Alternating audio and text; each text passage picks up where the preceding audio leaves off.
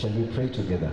Tuombe basi. Father, in the name that is above every other name, Baba, kwa jina lililo juu ya majina yote, we want to thank you. tunataka tukushukuru. We worship you in the beauty of your holiness. Tunakuabudu kwa urembo wa utakatifu wako. We thank you so much for this service. Tunakushukuru sana kwa ibada hii. And Lord, we pray Na Bwana, tunaomba that let the entrance of your word wacha kuingia kwa neno lako bring life ulete maisha and give understanding to the simple. ulete kuelewa kwa walio warahisi kwa kuelewa. In Jesus' name I pray. Katika jina kuu la Yesu tunaomba. Amen. Amen.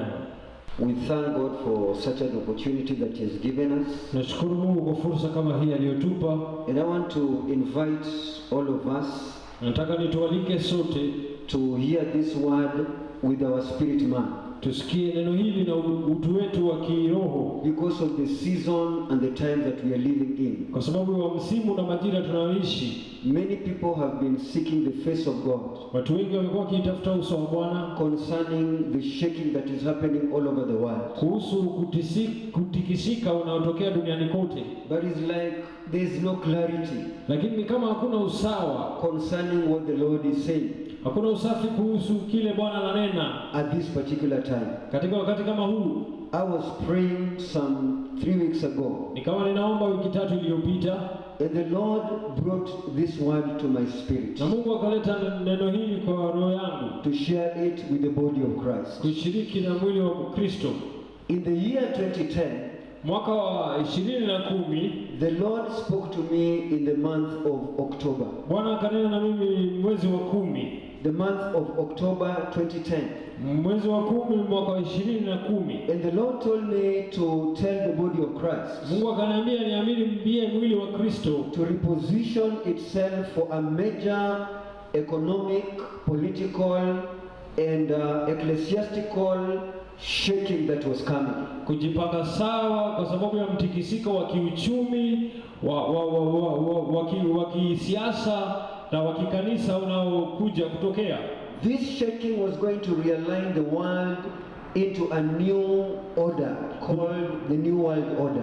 Kutikisika huu kulikuwa kunaenda kupanga dunia kwa mpango mpya ambao unaitwa New World Order. This revelation Ufunuo huu that God gave me in 2010, aliyenipa Mungu mwaka wa 2010, He told me to document it.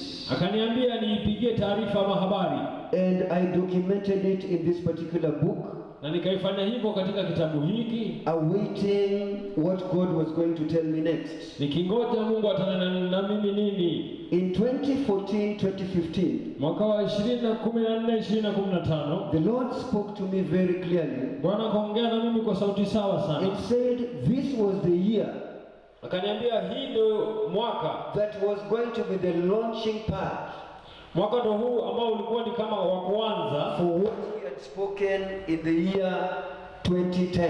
kwa yale alikuwa amenena mwaka wa 2010. And the Lord opened my eyes Mungu akafungua macho yangu to see certain signs kuona ishara fulani in the realms of the spirit and also the physical realm katika upeo wa kiroho na katika upeo wa kiasili that I'd never thought about. ambayo nilikuwa sijawahi tafakari.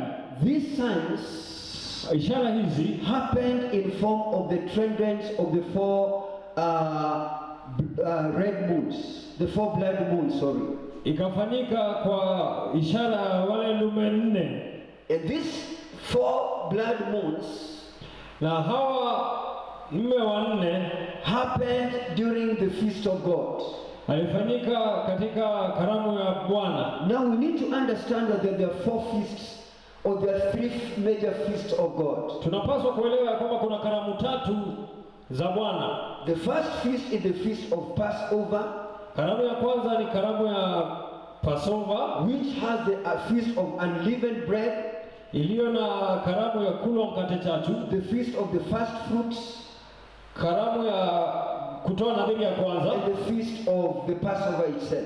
na karamu ya kupitiwa. Then the next feast is the feast of Pentecost, Na ya pili ni karamu ya Pentekote, and the third feast was the feast of Tabernacle. na ya tatu ni karamu ya hekalu. Now Tabernacle is divided into the feast of trumpets, Hekalu imevunjwa kwa karamu ya tarumbeta, the feast of atonement, karamu ya kutakasika, and the Feast of Tabernacle itself. na karamu ya hekalu yenyewe. Now we need to understand that the feast of God are like God's billboards. Tunapaswa kuelewa kama karamu za Mungu ni kama pale penye Mungu anapaa, directing us to the end times. Zinatuongoza kwa siku za mwisho. Now the unique thing that happened in 2014-2015 jambo la kipekee iliyotokea mwaka 2014-2015 was the year itself. Ilikuwa ni mwaka yenyewe. This year was a year called the year of Shemitah. Huu ulikuwa ni mwaka unaitwa mwaka wa Shemitah. Now I'll talk deeply about the Shemitah year. Nikaongea kwa undani kuhusu mwaka wa Shemitah. But during this particular year, lakini katika mwaka huu there was an evidence in the heavenly places. Kulikuwa na udhihirisho katika mbingu. During the feast of Passover in April 15th, 2014, there was a blood moon. Wakati wa karamu wa Passover Aprili 15 kulikuwa na a blood moon. Kulikuwa na mwezi wa damu, samahani. On October, during the Feast of Tabernacle on the 8th of 2014, there was the second blood moon. Mwezi wa 10 karamu ya hekalu kulikuwa na mwezi wa damu pia. In March, during the Feast of Passover on the 20th, 2015, there was another blood moon. Mwezi wa 3 karamu ya Passover tarehe 15 mwaka 2015 kulikuwa na mwezi wa damu. On the September of 20th, 2015, there was another blood moon. Mwezi wa 9 tarehe 20 mwaka 2015 kulikuwa na mwezi wa damu. Now the Lord spoke to me. Bwana kanena nami that the consistency of these signs in the heavens ya kwamba marudio ya ishara hizi kule mbinguni is in line with his word in Matthew chapter 24 and verses 30. Uko sawa sawa na neno lake katika Mathayo 24 mstari wa 30. That immediately after the tribulation of those days, the sun shall be darkened and the moon will not give forth her light. Ya kwamba kutamatika kwa ishara hizo, jua itakuwa giza na mwezi hautatoa nuru wake. Now 2014-2015 was a year we call the Shemitah year. Mwaka 2014-2015 ni mwaka tunaita mwaka wa Shemitah. Now there is a mystery behind the Shemitah year. Kuna yaliyofichika nyuma ya mwaka wa Shemitah. In Leviticus chapter 25 and from verses 1, the Bible says, Walawi 25, the Lord spoke to Moses on Mount Sinai, saying, speak to the children of Israel and say to them, when you come to the land that I will give you, then the land shall keep the Sabbath. Mwenyezi Mungu akamwambia Mose huko mlimani Sinai, waambie Waisraeli hivi, mtakapofika nchini ninayowapeni mimi Mwenyezi Mungu, kila mwaka wa 7 nchi itapumzishwa, isilimwe kwa heshima ya Mwenyezi Mungu. Now the Lord went on ahead by saying the Lord went on ahead and said, Bwana kenda mbele akasema that 7 Sabbaths, Sabato 7. in other words, 7 will amount to a year called the year of Jubilee. Inamaanisha 7 ni sawa na mwaka wa Jubilee. Now for 6 years, Israel was supposed to sow and to reap. But on the 7th year, which is the year of Shemitah, was a year of rest. Kwa miaka 6 Israeli ilikuwa inafaa kupanda na kuvuna, lakini mwaka wa 7, mwaka wa Shemitah ulikuwa ni mwaka wa mapumziko. Now that year had to be observed by Israel. Unafaa uangaliwe kwa makini. Now there was something so divine Kulikuwa na kitu ya kiungu about the Shemitah year. kuhusu mwaka wa Shemitah. I can't explain it with human words. Siwezi nikaisema kwa maneno ya kibinadamu. But there has been always a supernatural force, Lakini kumekuwa na msukumo na nguvu wa kiungu that brings a shift to the nations unaoleta mageuzi kwa mataifa during every year of Shemitah. kuhusu kila mwaka wa Shemitah. Glory be to the name of the Lord. Tukufu kwa jina la Bwana. Now this particular shift Kutikisika huku brings an economical, political and religious realignment. unaleta kupangwa tena kiuchumi, kisiasa na kidunia. Now these realignments are called the Shemitah effect. Kupangwa huu kunaitwa matokeo ya mwaka wa Shemitah, the results are realignments. matokeo ni kupangwa upya. There are always blessings, recessions, and operations among the economies of the world. Kuna kupanda juu kwa uchumi, kushuka chini, na mambo kama hayo kwa uchumi ya dunia. Now, as I say, nilivyosema that there are supernatural divine forces, ya kwamba kuna nguvu za kiungu, that in every Shemitah year, after a cycle of 7 years, ya kwamba kila mwaka wa Shemitah baada ya mzunguko wa miaka 7, something happens. kitu kinatokea. There is either blessings Kuna baraka or God's judgment. ama kuna hukumu. When Israel obeyed God, Israeli walipomtii Bwana, then there was a supernatural debt cancellations. sasa kukakuwa na kukatwa kwa madeni kwa kiroho. If Israel obeyed God, Kama Israeli walimtii Mungu, there was a supernatural debt cancellation. kulikuwa na kufutwa kwa madeni kiungu. But if people disobeyed God, Lakini kama wakamtii Mungu, what happened was judgment. kilichotokea ni hukumu. Now, turn with me to Leviticus chapter 26 Twende and kwa verses 14. Walawi 25 mstari wa 14. The Bible says, Biblia inasema, if you do not obey me ikiwa hamtanitii and do not observe all the commandments that I have given you, na hamtatii amri zote nilizowapa nyinyi, and if you despise my statutes, na mkidharau sheria zangu, if your souls abhor my judgments, kama nafsi zenu zinachukia hukumu zangu, so that you do not perform my commandments, ili msitie na msitende amri zangu, but break my covenants. na mnavunja agano zangu. Verse 16, the Bible says, Mstari wa 16 Biblia inasema, I will also do this thing to you. nami pia nitawafanyia hivi, I will appoint over you a wasting disease. nitawawekea ugonjwa unaokula. I will repeat it again. Nitarudia tena, I will also do this to you. nami pia nitawatendea hivi, I will appoint over you a wasting disease nitawapatia ugonjwa unaokula na and a fever. A fever na nitawawekea ugonjwa which will consume your eyes utaokula na kufunika macho yako, and cause sorrows to your heart. na isababishe, And you shall sow your seed in vain. na mtapanda mbegu zenu kwa bure. The enemy shall eat whatever you have sown. Adui atakula yote mliyopanda. Now here the Bible clearly talks about two things. Hapa Biblia inazungumzia mambo mawili. The Bible talks about a wasting disease with fever. Biblia inazungumzia ugonjwa unaokula ambao uko na maradhi. In my imagination, Katika mawazo yangu, the wasting disease, ugonjwa unaokula, I say the wasting disease, nasema ugonjwa unaokula could be what we experience as an Ebola. naweza kuwa kwenye tunaona kama Ebola, Or it could be what we are seeing at the moment, the coronavirus. ama kwenye tunaona sasa kama virusi vya corona, Because we have not reached the Shemitah year. kwa sababu hatujafika mwaka wa Shemitah. The 7-year cycle has not yet reached. Mzunguko wa mwaka 7 bado haujafika. But what we need to ask ourselves, Tunapaswa kujiuliza, are we obedient to what the Lord is saying? je, tunatii kile Bwana anasema? Are we in line with what heaven is telling the church? Tumejilainisha na kile mbingu inaambia kanisa? Because this was God's verdict.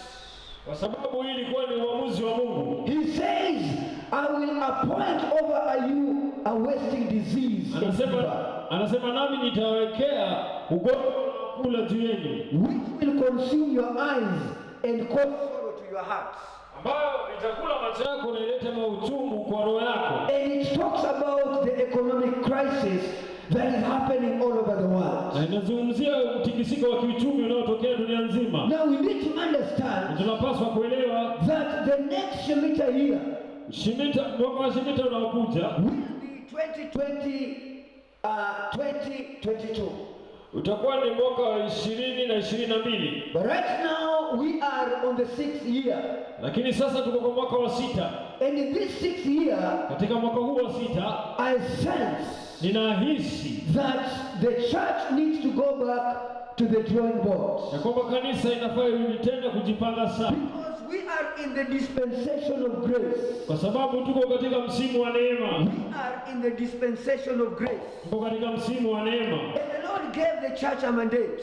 Na Mungu akapatia kanisa kazi. But I feel that we have compromised on the mandate that the Lord gave the church. Na ninahisi ni kama tumecheza sana na kazi ambayo Mungu alipatia kanisa. In Matthew chapter 28 and verses 18, Mathayo 28:18, Jesus came and spoke to them saying, Yesu akaja akawazungumzia akisema, all authority has been given to me in heaven and in earth. nguvu zote na mamlaka zote zimepewa mimi duniani na mbinguni. Go therefore and make disciples of all nations, Nendeni nanyi mkafanya wafuasi kwa mataifa yote, baptizing them in the name of the Father, mkiwabatiza kwa jina la Baba, in the name of the Son, jina la Mwana, and in the name of the Holy Spirit. kwa jina la Roho Mtakatifu. Now we need to understand Tunapaswa kuelewa that the church has settled.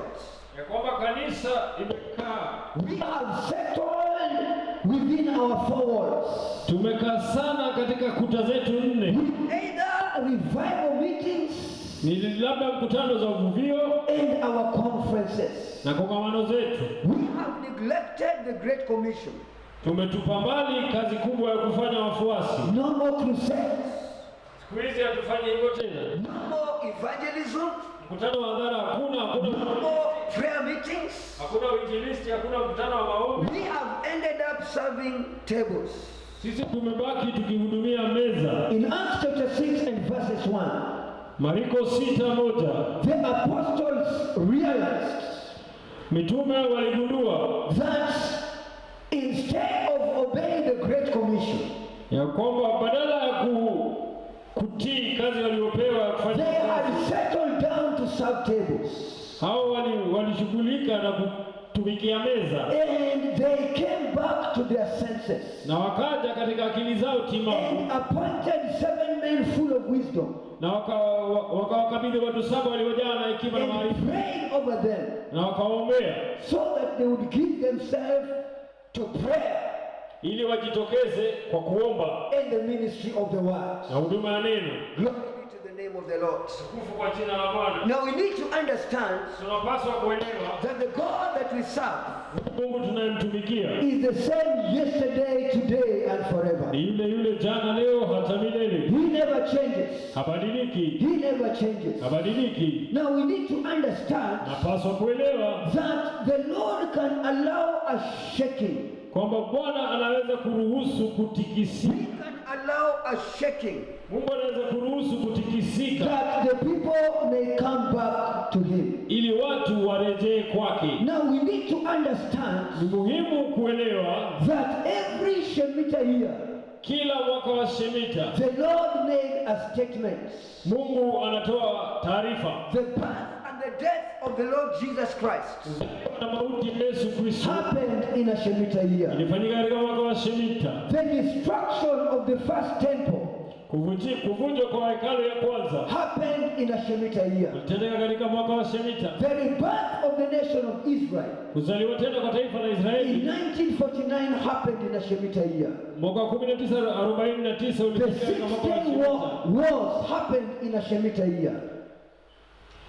The Great Depression Kufinyika ndani ule ukuu happened in a Shemitah year. ulitokea katika mwaka wa Shemitah. Now, in 2014-2015, Mwaka wa 2014-2015 there was a launch of global universal agenda. kulikuwa na kuwekwa hadhara mipango ya dunia. This universal global agenda Mpango huu mikakati ya kitaifa brought dunia nzima almost 134 nations together, ilivuta pamoja mataifa 134 and their agenda was one: na mada yao ilikuwa moja, the new world order. kupangwa upya kwa dunia. Now, why does God have to allow a shaking? Mbona Mungu akaruhusu He kutikisika?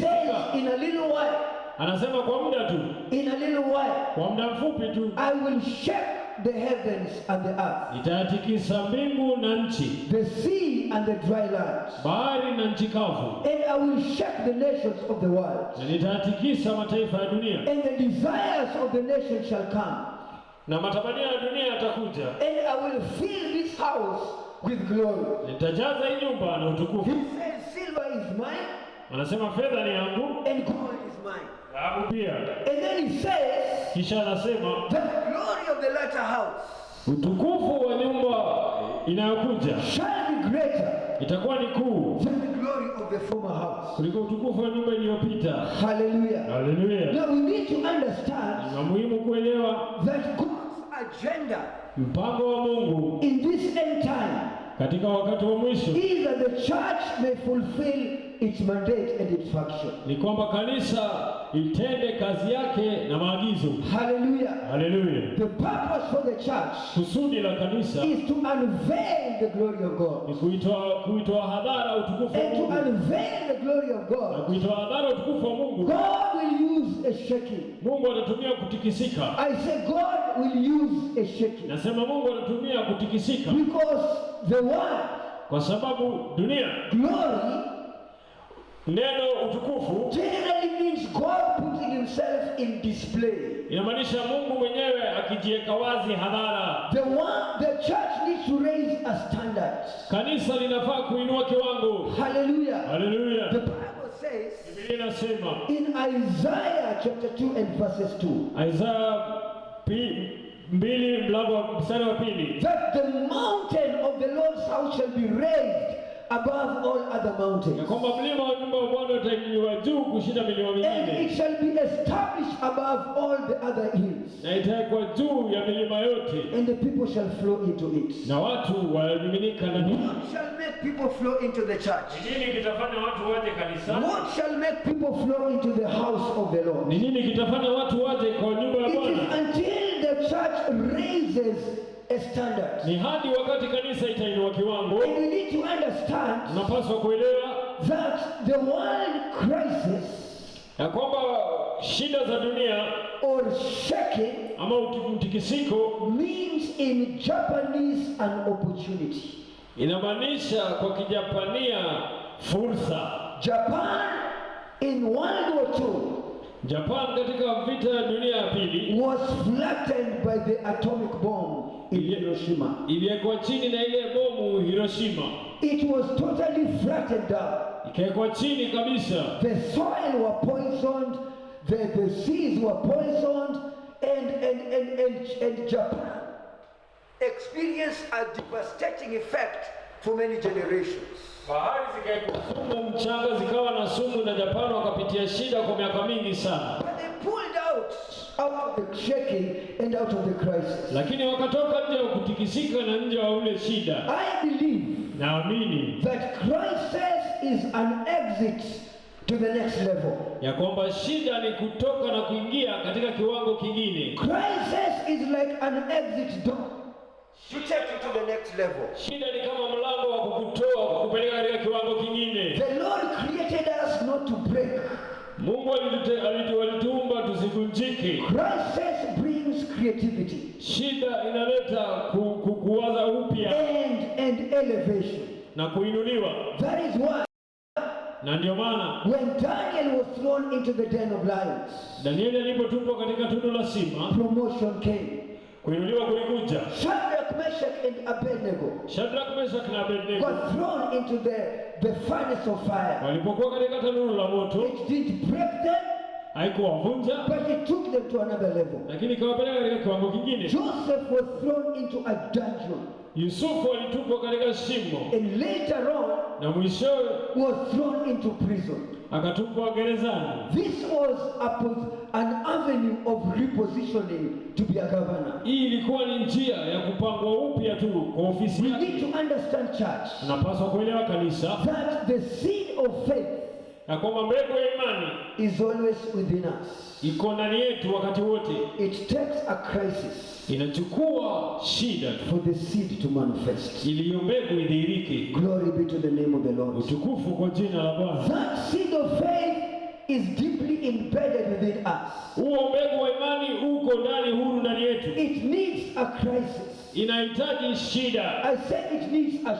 shaking, Inahitaji mtikisiko that it manifests itself in the physical realm. ndio idhihirike yenyewe katika mwili wa kiasili. We look at somebody by the name of Moses. Tunamtazama mtu kwa jina Musa. He divided the Red Sea. Akaipasua bahari ya Shamu. He was met with a crisis. Alikutwa na shida. Joshua made the sun and the moon to stand still by the valley of Ajalon. Yoshua akafanya mwezi na jua ikasimama. Peter's shadow healed the sick. Kivuli ya Petero iliponya wagonjwa. Hallelujah. Hallelujah. These men that I've mentioned in the Bible are just but a few. Hao watu niliwataja Biblia ni watu chache tu. Which means that the seed of faith was embedded inside the spirit. Inamaanisha mbegu wa imani ulipandwa ndani ya roho yao. It needed just a crisis. Ilihitaji tu shida. It needed just a simple crisis. Ilihitaji shida ndogo tu. For that seed of faith to manifest in the natural. Ili hiyo mbegu ya imani idhihirishe katika asili. Hallelujah. Today, leo there is fear all over the world. Kuna hofu duniani kote. There is anxiety all over the world. Watu wana wasiwasi duniani kote. There is a total shutdown in many nations. Kuna kufungwa chini katika mataifa mengi. Everybody, governments are panicking. Kila mtu, hata serikali zinatetemeka. Now we need to understand Sasa ni cha muhimu kuelewa that glory is the purpose of life. ya kwamba utukufu ndio kusudi ya maisha. Hallelujah. Hallelujah. I say glory is the purpose of life. Nasema utukufu ndio kusudi la maisha. And glory is only revealed in Christ. Na utukufu unadhihirika tu katika shida. John chapter 2 and verses 11. Katika Yohana 2:14 we see a wedding in Cana. Tunaona kulikuwa na A wedding in Cana. Kulikuwa na harusi Kanani. We see a wedding in Cana. Kulikuwa na harusi And Kanani. in the middle of the wedding, the wine runs out. Na katikati ya harusi mvinyo ukaisha. But the difference was, Lakini tofauti ni Jesus was there. Yesu alikuwa pale. The presence of God was there. Uwepo wa Mungu ulikuwa pale. Hallelujah. Hallelujah. He had not manifested himself in any way. Alikuwa hajajidhihirisha kwa njia yote. His glory had not yet been revealed. Utukufu wake ulikuwa hujatoka. But in the midst of that crisis, Lakini katikati ya janga na shida hiyo, his mother mama wake tells the disciples, anaambia wafuasi, whatever he tells you, anachowaambia yeye chochote do it. tendeni. Glory be to the name of the Lord. Utukufu kwa jina la Bwana. There is something very specific Kuna kitu cha maana sana that the Spirit of God ambacho Roho wa Bwana is telling the church. inaambia kanisa. Are we doing it? Tunaitenda Or have we settled ama tumekaa in our comfort zone? katika sehemu zetu za starehe? Jesus' mother says, Mamake Yesu akasema, it doesn't matter what he tells you. haijalishi atawaambia nini, Whatever he says, lakini chochote anawaambia, whatever comes from the Lord, chochote zinatoka kwa Bwana, do it. hiyo tendeni. And then Jesus tells the servants, Alafu Yesu anaambia wale watumishi, along the door, kando ya milango there are empty vessels. kuna nyungu zilizo bure. Fill them with water Mjaze hizo nyungu na maji and take them to the bridegroom. na mpeleke kwa bwana harusi. Now, in our natural senses, Katika hisia zetu za kiasili, it was unweird instruction.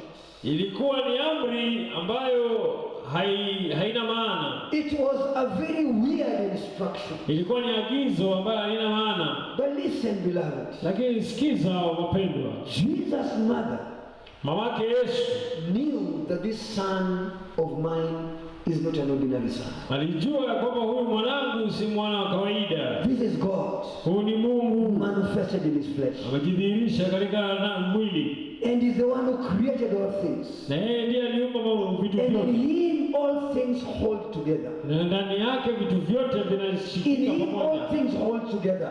Ndani yake vitu vyote vinashikika pamoja. By the power of his words. Kupitia nguvu na neno yake. Glory be to the name of the Lord. Utukufu kwa jina la Bwana. Now we need to understand. Unapaswa kuelewa when the word was released, neno lilipoachiliwa, eternity manifested in time. Milele ikajidhihirisha katika muda. There was a portal that was opened in heaven. Kulikuwa na njia iliyofunguliwa mbinguni. Because one day with the Lord is 1,000 years. Kwa sababu siku moja na Bwana ni kama and 1,000 years is like unto a day. Na mwaka 1000 kwake ni kama siku. There is so much transaction that took place in a twinkling of an eye. Kuna kutukuliwa ndani sana iliyotokea kwa kufumba na kufunguliwa macho. That transformed that water into wine. Iliyogeuza maji hiyo kwa mvinyo. I may not go into details. Na sitaingia kwa undani. But eternity manifested in time. Lakini milele ikidhihirisha katika muda. And the economic crisis. Na shida ya kiuchumi, the shame kutikika, was somehow sorted out by the glory of God. Kilikamilika na kushughulikiwa kupitia utukufu wa Mungu. Hallelujah. Hallelujah. Glory be to the name of the Lord. Utukufu kwa jina la Bwana. Our God, Mungu wetu, is a God who is able. Ni Mungu anayeweza. But are we listening to what the Spirit of God is saying to the church? Lakini sisi wenyewe tunasikia kweli Roho ananena na kanisa? Are we listening to what the Lord is saying to the church? Tunasikia kile Bwana anasema na kanisa. Because the Bible says Biblia inasema that he revealed his glory. Alidhihirisha utukufu wake. And his disciples believed in him. Na wafuasi wake wakamwaminia. He revealed his glory. Alidhihirisha utukufu wake. And his disciples na wafuasi wake believed in him. Wakamwaminia yeye. Can the church reveal the glory of God? Kanisa je, inaweza kudhihirisha utukufu wa Mungu? Can we go back? Tunaweza kwenda to the drawing board kwa meza yetu na kuchora tena and inquire, na tukaulizia, where did the rains begin to beat us? Mvua ilipiga wapi? Where did we begin to settle down? Ni wapi tulianza kuketi chini? With our small congregations. Na umati mdogo. Where did we stop our crusades? Ni wapi tulianza mkutano zetu za hadhara? And our soul winning. Na kwenda kutafuta manafsi. And our praying for the sick. Na kwenda kuombea wagonjwa. That we may manifest the glory of God. Ili tudhihirishe utukufu wa Mungu. Where did the rain begin to beat us? Mvua ilianza kutupigia wapi? Because the church, kwa sababu kanisa is the solution to the world. Ni suluhisho kwa dunia. In the Old Testament, katika agano when somebody was sick, mtu alipokuwa mgonjwa, they didn't go to the physicians. Hawakuenda kwa muuguzi. They went to the priests. Walienda kwa kuhani. They went to the priests. Walipoenda kwa kuhani, and Jesus said, na Yesu akasema, that in my name, kwa jina langu, you shall lay hands on the sick, mtawakelea wagonjwa mikono, and they shall recover. na watapona. Where is the glory of God? Utukufu wa Mungu kwa wapi? I say, where is the glory of God? Nauliza, utukufu wa Mungu kwa wapi? In our days. Katika siku zetu. Can we go back to the drawing board? Tunaweza rudi tena kwa meza yetu kuchora tena. And find out. Na tutambue. Where did the rain, mvua ilianzia wapi? Begin to beat us. Kutupiga sisi. Can we go back to God? Tunaweza kumrejea Bwana. Especially as the Shemitah year is coming close. Sana sana kama mwaka wa Shemitah unakaribia. As I say, nilivyosema, that the year of Shemitah, mwaka wa Shemitah, was a year, ulikuwa ni mwaka, that there was a divine supernatural force, ambayo ilikuwa na nguvu ya kiungu na msukumo wa kiungu, was released, iliachiliwa. and this force, na katika nguvu hii, brought recession, ikaleta kurudi nyuma, it brought oppression, ikaleta kufinyiliwa, and it came with many other things. na ikakuja na mambo mengi. Spiritual things are spiritual things, mambo ya kiroho ni mambo ya kiroho, but they manifest themselves in the natural realm. lakini anadhihirisha katika upeo wa kiasili. So I hear the Lord say, Kwa hivyo nahisi Bwana akisema, arise, inuka. church, arise, Kanisa inuka. arise, Inuka and shine, na ung'ae, for your light has come, kwa sababu nuru yako imefika, and the glory of God na utukufu wa Mungu has risen upon you. umeinuka juu yako. For behold, Kwa hivyo tazama, the darkness shall cover the earth. giza itatanda duniani. And I'm seeing darkness covering the earth. Na ninaona giza imetanda duniani kote kote. The Bible says, Biblia inasema darkness shall cover the people, giza itafunika watu, and deep darkness the people.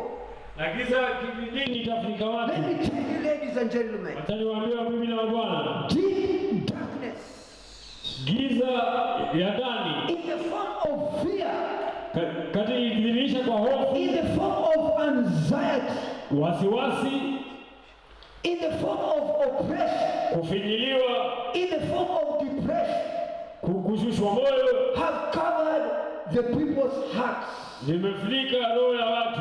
There is a darkness, Kuna giza, there is a cloud of darkness all over the nations of the world. kuna wingu la giza juu ya mataifa ya dunia As we are speaking today, tunapozungumza sasa. but the Lord is saying Lakini Bwana anasema, that arise inuka and shine, na ung'ae, for the light has come. kwa sababu nuru yako imekuja. Light never shines in light.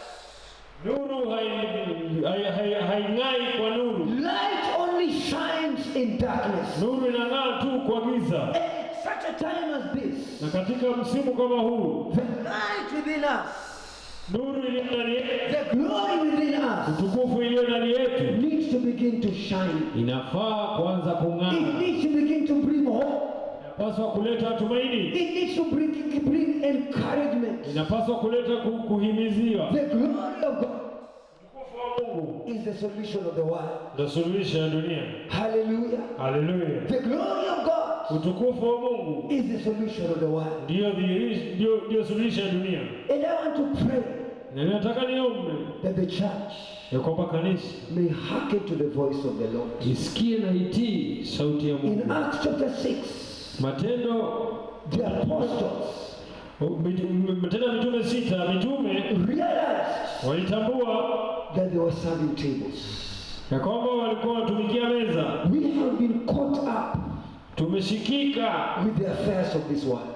na mambo ya hii dunia. We are so much caught up Tumeshikika sana with what is happening all around us. na kile na mambo yanayotokea. Let me tell you, my brother, my sister, Nitaniwaambia ndugu yangu, dada yangu, that's not what God called us for. Mungu hakutuitia hayo. We are ambassadors. Sisi ni mabalozi, And as ambassadors, na kama mabalozi we have a mandate tuko na jukumu from the king. kutoka kwa ufalme. That mandate Jukumu hilo has to be done with speed. inapaswa kufanywa kwa kasi, It has to be done with speed. inapaswa kufanywa na kasi, Because where we are now, sababu tulipo sasa we are in the Feast of Tabernacles. tuko katika karamu ya hekalu. The trumpets are about to be blown. Tarumbeta karibu zinapigwa. There is an evidence of the signs in heavens. Kuna udhihirisho wa ishara, We cannot ignore it again. hatuwezi I say we cannot ignore it again. hatuwezi kosa kuiona There tena. is a realignment, Kuna kupangwa tena political realignment, kisiasa, kupangwa upya economic realignment, kiuchumi, kupangwa upya and religious realignment kidini, kupangwa upya towards a new world order. kuelekea kupangwa upya wa dunia. Before the new world order comes in, Kabla ya kupangwa upya kwa dunia kuingia, the church will be raptured. kanisa inapaswa kuinua. Let me finish with this scripture. Wacha nitamatishe na andiko hii, Revelation chapter 12. Ufunuo 12. Turn with me to Revelation chapter 12. Ufunuo 12. Revelation chapter 12.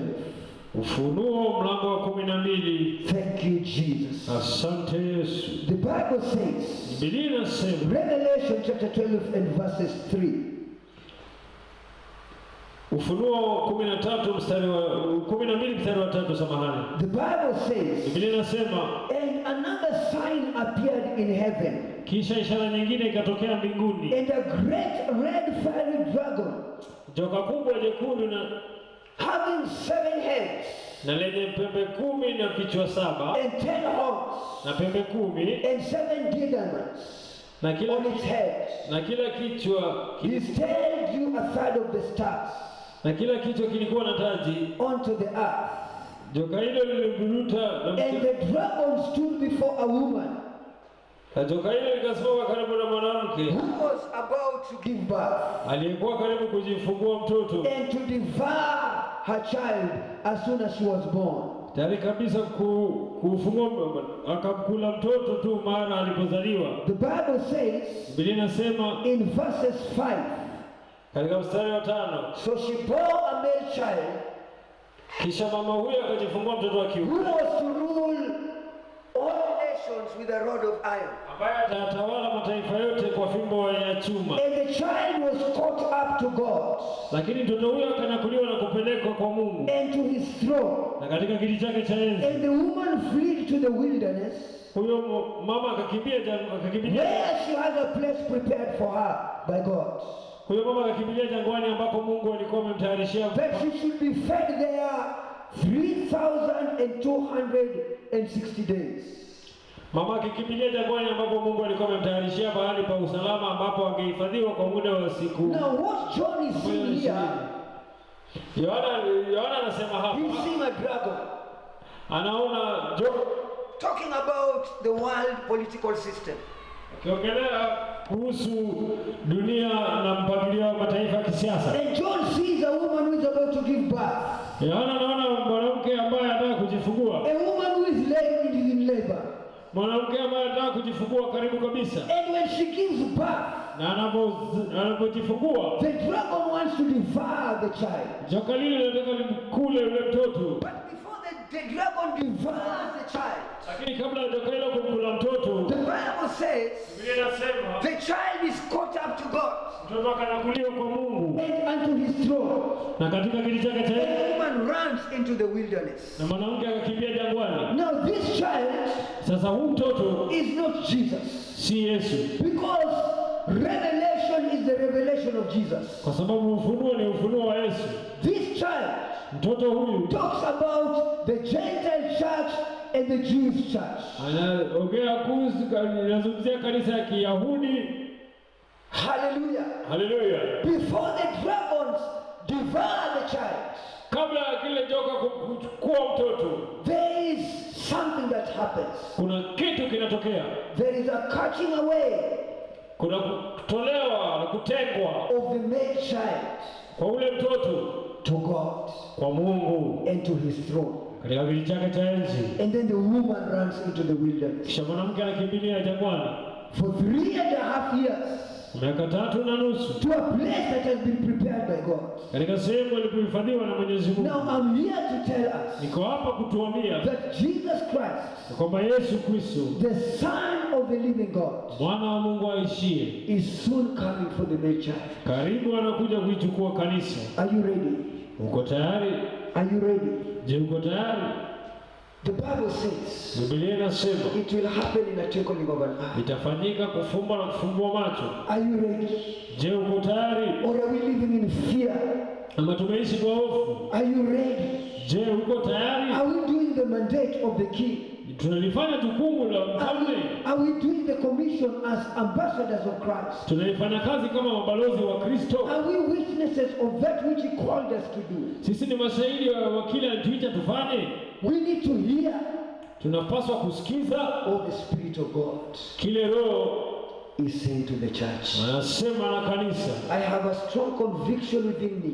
Nina msukumo wa nguvu sana ndani yangu. The current crisis is passing away. Shida iliyo sasa inapita, But it could be a statement lakini inaweza kuwa ni taarifa from the thrones of heaven. kutoka kiti cha enzi. In this 6th year, Katika mwaka huu wa 6, before the 7th year, kabla ya mwaka wa 7, the year of Shemitah, mwaka wa Shemitah, the church needs to realign itself.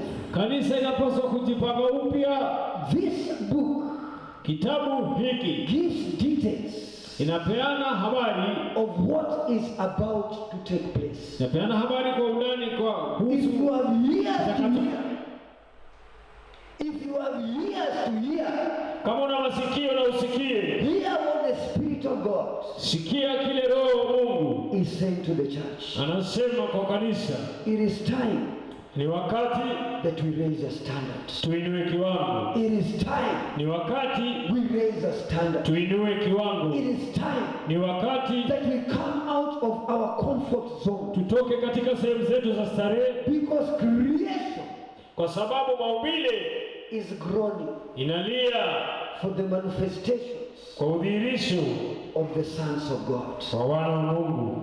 There is something about the creation Kuna kitu kuhusu maumbile. that knows that embedded within us Musa aliweka ndani yetu is a solution to their problem. kuna suluhisho kwa shida zao. Shall we arise Hebu tuinuke and shall we shine, na tung'ae, for the glory of God has come. kwa sababu utukufu wa Bwana umekuja. Let's manifest that glory. Hebu tudhihirishe, Let's manifest that presence. tudhihirishe utukufu na uwepo. Let's go back to the prayer chamber. Twende katika chumba chetu cha kuomba. Let's go back to the prayer mountains. Twende kwa mlima tuombe. Let's go back to the place where we lost the first love. Turudi pale tulipopoteza upendo wa kwanza. Where we were so excited Pale tulikuwa tumesisimka to mno testify kushuhudia of the greatness of Jehovah. ukuu wa Jehova. Let me tell you, this God is not a dead God. Acha niwaambie, wewe Mungu si Mungu mfu. He's just waiting for that man Anamsubiri tu mtu and that woman na huyo mwanamke that will tell him, God, atayemwambia Mungu, I am available. mimi nipo, I am available. mimi nipo, I am available mimi nipo as a vessel kama chombo in your sight. mkononi mwako. Wherever you are, Popote ulipo, shall we pray together? na tuombe Shall pamoja. we pray for this nation? Hebu tuombee taifa Shall hili. we pray for the church? Hebu tuombee kanisa. Because probably God has put us in a weighing balance Labda Mungu ametuweka katika ratili and has found us wanting. na akapata tuna kasoro. He has found us disobedience to his word. Ametupata tutii neno lake, And instead of blessing in a Shemitah year, na badala ya kubariki kwa mwaka wa Shemitah, God is releasing judgment to the nation. Mungu anaachilia hukumu kwa mataifa. Whenever Israel would come to God in prayer and in repentance, Wakati wote Israeli ungemwendea Mungu kwa maombi na kutubu, the Lord would heal the land. Mungu angeponya ardhi yao. Shall we pray together? Na tuombe In the name of Jesus. katika jina kuu la Yesu. Father, Baba, in the name that is above every other name, kwa jina lililo juu ya majina yote, we come before you, Lord, tunakuja mbele zako Bwana in repentance. kwa toba, And we are praying na tunaomba because you have weighed us in the balance kwa sababu umetupima katika ratili and you found us wanting. na ukatupata tuko na dosari. You've seen the iniquity in our hearts. Umeona dhambi iliyo ndani ya mioyo You've seen the yetu. disobedience in our hearts. Umeona kuasi na kutotii ndani You've ya seen mioyo the yetu. self-centeredness in our hearts. Umeona kujifikiria sisi wenyewe kwa mioyo yetu. Father, Baba, we are not advancing the kingdom's mandate. hatuisogezi mbele kazi ya ufalme. We have been locked up within our churches Tumefungika katika makanisa yetu as souls are perishing.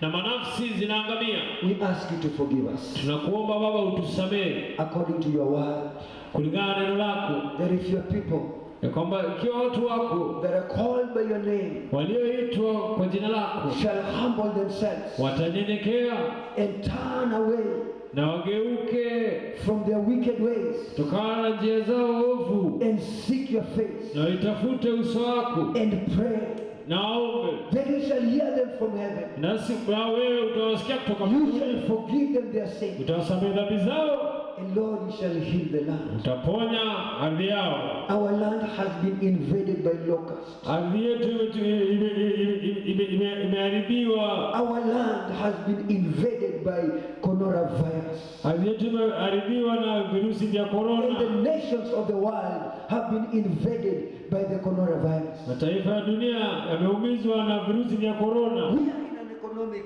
crisis. Tuko katika shida za kiuchumi. And Lord God, Na Baba Mungu, we ask you to forgive us. tunaomba utusamehe. We are sincerely sorry. Tunaomba msamaha. And we ask you to forgive us. Tunaomba utusamehe Baba. In the name that is above every other name. Even as you have promised Hata ulivyoahidi that the glory kwamba utukufu of the latter house wa nyumba inayokuja shall be greater utakuwa ni kuu than the glory kuliko utukufu of the former house. wa nyumba uliopita. Father, may you release your glory. Baba, hebu achilie utukufu We wako. are hungry for your glory. Tuna njaa We utukufu are wako. thirsty for your glory. Tuna kiu wa utukufu As wako. a deer panteth for the brooks of water. Kama yala atakavyo maji. Lord, our souls Baba, nafsi zetu are groaning. zinalia. We are thirsty. Tuna kiu. We are hungry Tuna njaa for your presence wa uwepo wako and for your glory. na utukufu wako. Show your glory, Lord. Onesha utukufu wako. Show your glory, Father. Onesha utukufu wako In the Baba. name of the Father. Katika jina la In the Baba. name of the Son. Katika jina la In Mwana. the name of the Holy Katika Spirit. jina la Roho In Mtakatifu. Jesus' name I pray. Katika jina la Yesu nimeomba. Amen Amen. and amen. Amen. Amen. Glory be to the name of the Lord. Tukufu kwa jina la Bwana. And even as we close this broadcast, Na hapa hata tunapotamatisha kipindi hiki, you can minister to the Lord unaweza kumhudumia Bwana and obey the voice of God, na ukatii sauti ya and Bwana obey the word of na God ukatii neno la Bwana by fulfilling His mandate. kwa kutimiza kazi yake. You can give your tithe, Unaweza kupeana zaka you zako, can give your offering, unaweza peana sadaka zako wherever you are, popote ulipo, to your church kwa kanisa yako and to your man of God, na kwa mchungaji wako, wherever they are. popote walipo. If they have the paybill numbers, Kama wana namba zao za paybill, we are not limited to distance. kukua mbali si shida. Call your pastor wherever he is, Pigia mchungaji wako popote alipo, because God watches over His kwa word, sababu Mungu hutazamia neno lake even to perform it. hata kuja kutenda. May the Lord bless you, Na Mungu and awabariki, may the Lord heal the land. na Mungu aiponye taifa In Jesus' name, katika jina la Yesu. amen. Amen. Hallelujah.